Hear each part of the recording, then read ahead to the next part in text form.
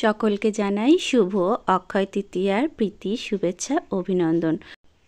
সকালবেলা সংসারের সমস্ত কাজ সেরে স্নান সেরে পুজোটা করে নিয়েছি, আর করে নিয়ে এখানে এই যে মেথি জল আছে, এটা এক গ্লাস খেয়ে নেব। এই ডিটক্স ওয়াটারটা আমাদের শরীরে অনেক কাজ দেয়, যেমন স্কিন ও চুলের পক্ষে ভীষণই ভালো।